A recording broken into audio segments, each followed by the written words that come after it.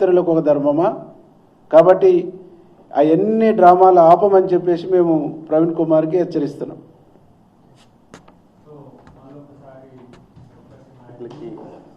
మనం ఫోన్ చేసే ప్రయత్నం చేద్దాం. మరి అధికారికంగా ఉన్న నెంబర్ అయితే ఇది, చెప్పకూడదు బయటికి, కాబట్టి వాళ్ళు ఒకసారి చేద్దాం.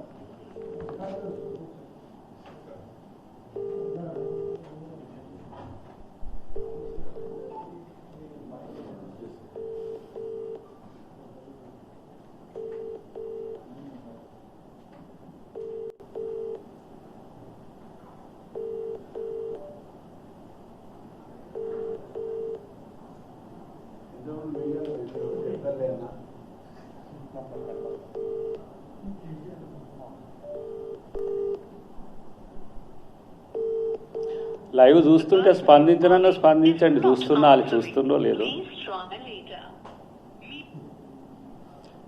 కేసీఆర్ మళ్ళొక్కసారి చేద్దాం చివరికి, కానీ కేసీఆర్ ఒకవేళ చూస్తే మళ్ళీ కాల్ చేయండి, ఎందుకంటే మీతో మాట్లాడి మిమ్మల్ని రమ్మని ఆహ్వానించడానికే. ముఖ్యమంత్రి గారు ఆహ్వానించింది మిమ్మల్ని, ఇక పిచ్చి కుక్కలని లేచి వస్తా ఉన్నాయి, వాళ్ళని ఎవరు పిలిచిండ్రో నాకు అర్థం కావట్లే. ప్రతిపక్ష నాయకుడిగా సభాపక్ష నాయకుడు మిమ్మల్ని ఆహ్వానిస్తే మీరు స్పందించాలి, గౌరవ ప్రతిపక్ష నేతగా. మేమిద్దరం ఇక్కడ విప్లవం ఉన్నాం, ఇద్దరు ఎమ్మెల్యేలు ఉన్నారు. మేము కూడా ఈ వేదికగా నిన్ను ఆహ్వానించేది ఎందుకంటే కేవలం పోటీ కోసమో లేకపోతే ఒకరి మీద ఒకరు ఆధిపత్యం సాధించడానికో మీ కొడుకు మీ అల్లుడు పోటీ పడుతున్నారు.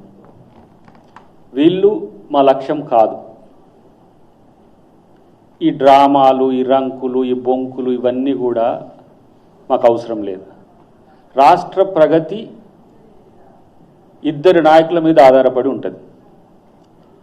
ఒకటి ముఖ్యమంత్రి, రెండు ప్రతిపక్ష నేత. ప్రతిపక్ష నేత అంటే బీఆర్ఎస్కు మాత్రమే కాదు సుమా, విపక్షాలన్నిటికీ నేత. ఇంత బాధ్యతారాహిత్యంగా నువ్వుండి లేదంటే మీరుండి ఇలాంటి పిచ్చి కుక్కల్ని లేపి